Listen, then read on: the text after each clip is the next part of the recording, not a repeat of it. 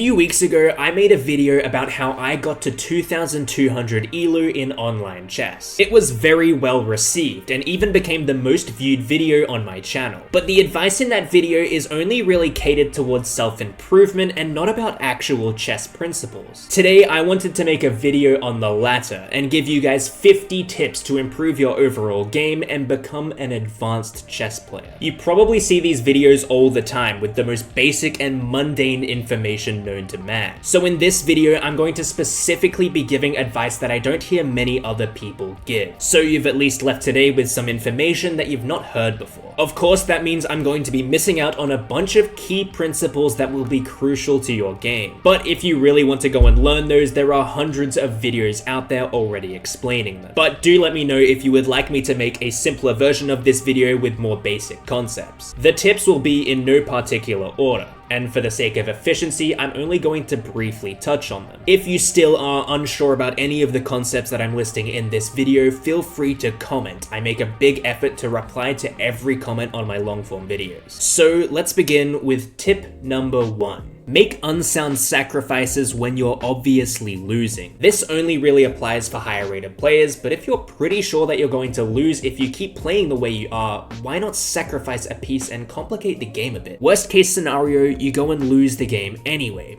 Best case scenario, your opponent blunders due to the newly introduced complications or spends far too long thinking and ends up in time trouble. Of course, don't make idiotic sacrifices, they need to make some amount of sense, but you be the judge if they have enough logic to them. Tip 2. Use your king as an attacking piece. Maybe don't bring your king all the way into the attack, but your king can often be advanced up the board to play an important role in gluing together an attack. For example, a king could advance multiple spaces forward to defend the bishop that defends the knight that contributes heavily to the attack. Or in Nigel Short's case, the king can be a primary attacking piece to deliver checkmate, although this is quite rare. Tip 3. Use your king's pawns to attack a same-side king. In drawish positions, pushing your king-side pawns can actually be a very risk-free way of playing. For example, if there are only a few half-open files and no minor pieces on the board, what is going to attack your weak king? Pushing your king-side pawns opens up lines for your rooks and looks to undermine the opposing king's defenses. Tip number 4. Look at different move orders for the same tactic. A lot of the time, people will look at a certain line for a prolonged period of time, realize it doesn't work, and then play a really mundane move. Look at different move orders for the same tactic, no matter how stupid it might look. You probably review your games all the time and see that tactics you looked at during the game actually worked due to a varying move order. So look at that move order in the game. Tip number 5, don't be afraid to trade into drawn endgames. If you're a strong endgame player, sometimes it's not the end of the world to trade into drawn endgames. Just because an endgame is a theoretical draw doesn't mean it will be a draw. If you're confident in yourself, you can push for a win in these games without risking losing at all. Tip number 6, an extra minute on the clock is about equal to 1 pawn. This is especially prevalent in 10-minute chess, and if you have 4 minutes and your opponent has 3 minutes, you do have an advantage even if the game is completely equal. In these positions, try not to trade off material and make the game too easy for your opponent. The goal isn't to flag your opponent, but to encourage poor moves from them in time trouble, to which you'll take advantage of. Tip number 7, in simple positions, look for ridiculous moves. In simple positions, your opponent has probably already calculated all of the simple, principled moves. What they probably haven't calculated is all of the ridiculous ones. Look at calculating those before you make your move, and see if any of them work. Tip number 8, pawns are worthless if you checkmate your opponent. Sacrifice them. If you can sacrifice a pawn to put one of your pieces on a very strong square, oftentimes it'll be completely worth it. Think of pawn sacrifices like piece sacrifices. If they work, you have a nice attack on their king.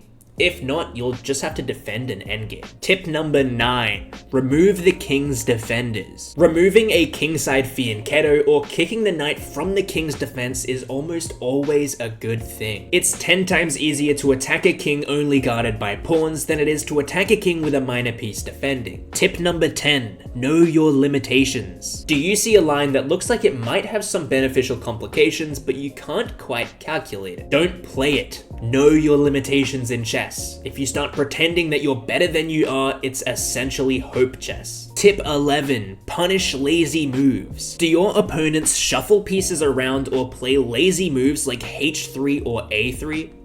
Punish them. In most positions, lazy moves have a direct consequence. Whether it be a developing move, a rerouting move, or a positional move, it will always be exploitable. Tip number 12. Learn opposition in a time scramble. Use chess.com's endgame trainer for this. You'd be surprised how many games you'll draw on time if you don't know how to convert winning opposition endgames quickly. Tip number 13. Learn rook checkmates in a time scramble. Same thing for rook checkmates. You forget how long these checkmates take to convert even though they are very simple. Try to learn to checkmate with a rook and king on an open board in under 15 seconds. Tip number 14. Don't leave loose pieces unless it's tactical. Leaving loose pieces requires more calculation on every single move that you play. You constantly need to calculate whether or not you're hanging a tactic, which results in all of your moves eating more off your clock than they should. Think of safeguarding pieces as prophylaxis. Tip number 15. Flank pawns win attacks. Do you ever wonder why in Grandmaster games a4 is usually met with a5? It's because flank pawns can be very dangerous if not dealt with. They can undermine the same side king's pawns and allow for dynamic tactics that would otherwise be impossible. They can also be used in minority attacks, which we'll touch on later. Tip number 16. Sacrifice the exchange. If you can sacrifice an exchange and create a bastioned minor piece in enemy territory, the likelihood is that it's a good move. Rooks are much more powerful in endgames, but if you plan to checkmate your opponent, usually with a strong exchange sacrifice, you can at least win the exchange back, if not more. Tip number 17. Doubled pawns are worth it if you open a rook's file. If you double your opponent's pawns but open up a file for their rook in the process, it's probably a bad trade for you. You allow your own pawns to be targets, and sometimes the doubled pawns can possess great positional threats. Remember, the more minor pieces that get traded off the board, the stronger open files become for rooks. Tip 18. Use enemy pawns as an umbrella for your king. Umbrella tactics are very rare, and I hardly see anyone ever talk about them. Especially prevalent in opposite side castled games, use your opponent's advanced pawns as an umbrella for your king. Oftentimes, it's better to hide behind an enemy pawn rather than capturing it, opening up lines for your opponent. This requires extreme caution though, and you usually need a counterattack for it to be viable. Tip number 19. Take the space your opponent leaves behind. Everyone talks about not overextending your pawns because you know you can't take those moves back.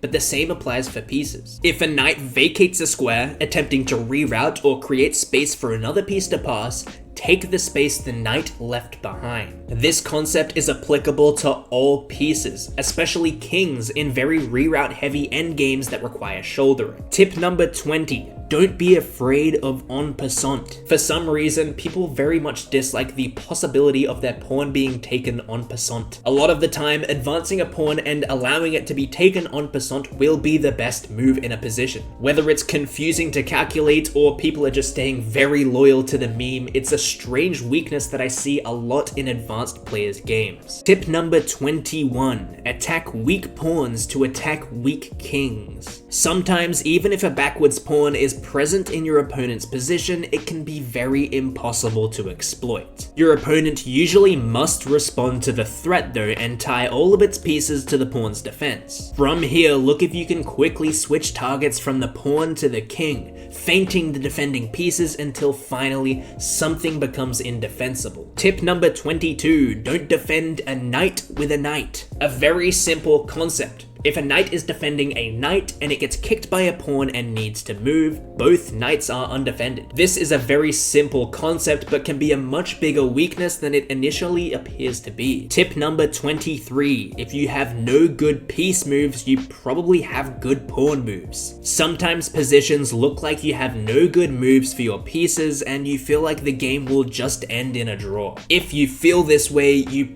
probably have a good pawn move. Pawn breaks can completely change the structure of the game and turn a position from looking very drawn to very very dynamic. Tip number 24, knights are just as good as bishops. Whilst there are many positions where bishops are stronger than knights, usually they are as strong as one another. Here are the times that bishops will be better than knights. If too many pawns have already been traded off, if the entire bishop pair has been surrendered, and in king plus minor piece endgames with opposite side pawns. Tip number 25, learn the Lucina and Philidor position. The Lucina and Philidor are two theoretical endgame draws. This is the Lucina position and this is the Philidor position. These endgame positions occur frequently enough to warrant learning them. Tip 26, maintain healthy pawn tension. Just because pawn tension feels uncomfortable for you doesn't mean it feels comfortable for your opponent. For example, in this London position, the pawn tension stops the move e4 from being possible. However, if you break the tension,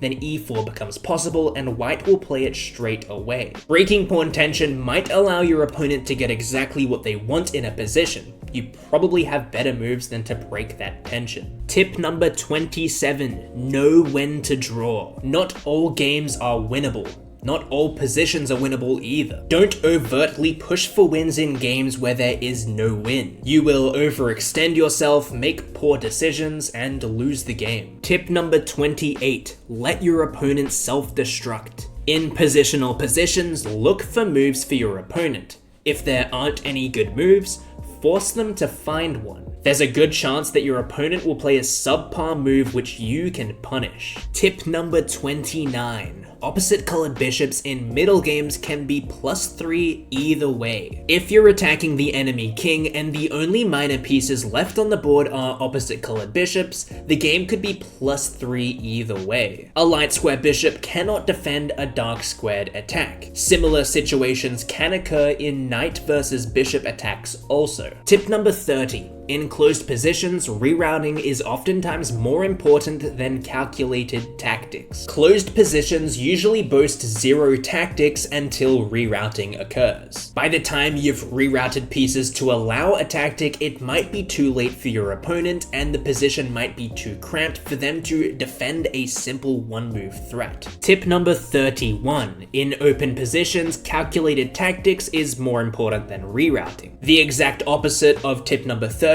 can be said about open positions. Even if you successfully reroute a piece in an open positions are very easy to defend and can usually just be defended in one move. Tip number 32, prophylaxis. It'll be good later. If you identify a possible vulnerability in your position but don't see a way for your opponent to exploit it, you can just fix it anyway. If there is no obviously better move to continue applying pressure and no immediate counter for your opponent, fix the weakness. Tip number 33, retreating strong pieces is way better than trading them off. If you have an outposted minor piece in enemy territory and your opponent threatens to trade it off, you're not forced to. The likelihood is the piece you just retreated is still stronger than the piece your opponent tried to trade off. Tip number 34, sacrifice 1 pawn to leave 2 pawns indefensible. Pushing a pawn and letting an enemy pawn capture it can be as good as winning a pawn. For example, if you push your flank pawn threatening to take an opposing pawn, the enemy capture would result in doubled isolated pawn. They can end up indefensible and not only will you win the sacrificed pawn back, but an additional pawn also. Tip number 35, the game isn't won until you have their elo. How many times have you lost games where you were completely winning because you underestimated the position? Play every game like you're even on material, even if you're up a queen. Chess is a mental game and can be lost due to mental blunders. Tip number 36, never give back mouse slips and never accept givebacks. Giving back mouse slips feels courteous, but it's not fair if people don't also do it for you. If we all agree to never give back mouse slips, isn't that more fair? Yes, you will mouse slip and lose games because of it, but you'll also win games because of other people's mouse slips. The luck will come back around to you in the end. Tip number 37, prevent enemy development. Understanding positional moves is a crucial step when you're an amateur player trying to become an advanced chess player. Preventing enemy development can be absolutely crushing depending on the circumstances. It can buy you just enough time to spring forward an attack while the opponent wastes time activating that piece. Tip number 38, create bad pieces. This is commonly done with pawns and can usually only be done intentionally to knights or bishops. Playing against a bad piece can feel like you're playing up an entire piece. If you can force a fianchettoed bishop to stare into a chain of pawns, it will most likely be beneficial to you. Likewise for a knight, if you can trap it behind its own pawns or force it to the edge of the board, that's great news for you. Tip number 39, never auto recapture. You'd be so surprised how often auto recapturing isn't the best move. An intermezzo is literally a tactic in chess that revolves around not auto recapturing, but people seem to ignore the possibility anyway to save half a second on the clock. Look for in-between moves. Remember, they can also be possible for your opponents, so you need to address them first. Tip number 40, treat your queen like it can be checkmated.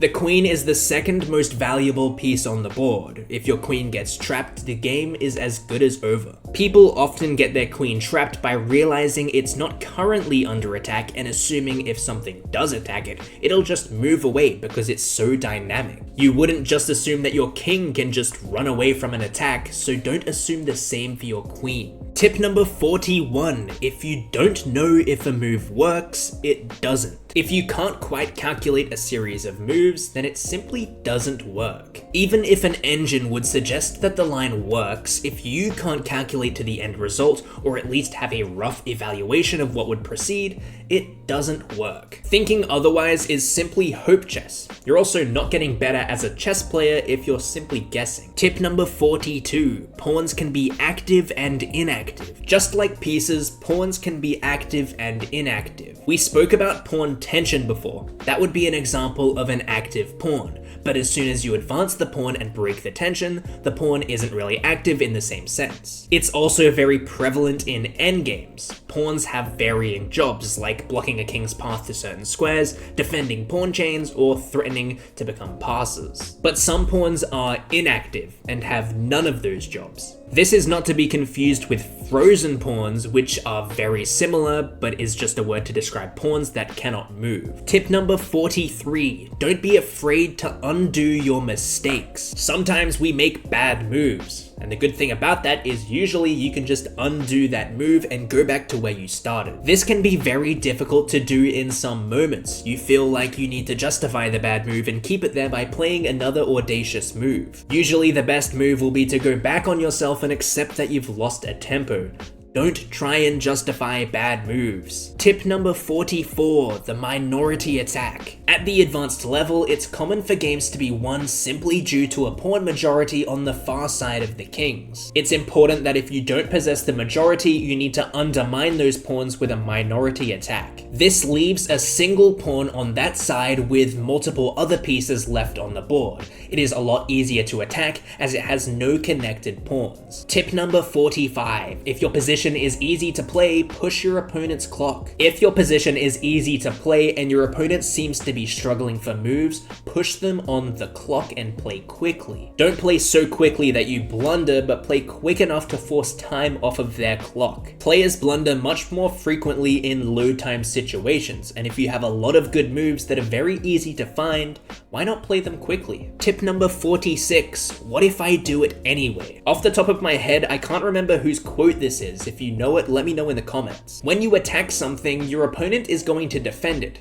But think to yourself, what if I do it anyway? You'll often find that a lot of the time there's an audacious move looming in the position, and what looks to be a strong defense isn't always so sound. Tip number 47, frequently glance away from the board to break tunnel vision. This is commonly practiced in over-the-board chess, but I rarely hear of people doing it in online chess. We all fall victim to tunnel vision. It's just human nature. The easiest way to avoid this is by literally looking away from the board for a second and then reassessing the position. Tip number 48. If you have a winning move, look for 2 more. Everyone's heard of the saying, if you have a good move, look for a better one, but this one is a little bit different. If you know you have a winning move in your position, look for some other moves that might also be winning. Not only will this help you understand the evaluation of the position, but it might also outline a less winning line that is easier to convert into a win. Oftentimes, the best line is still very complicated and can allow counterplay if not played perfectly.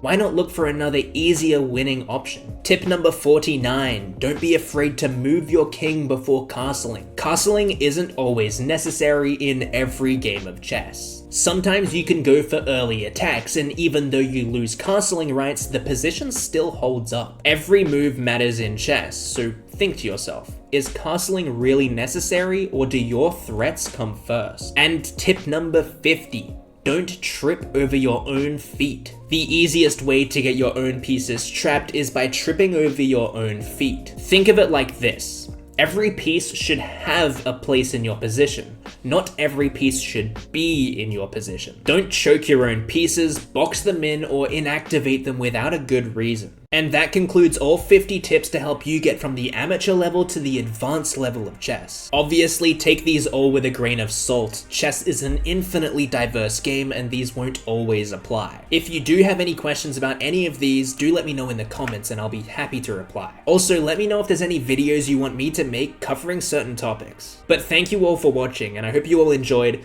and at least learned one thing from watching this video.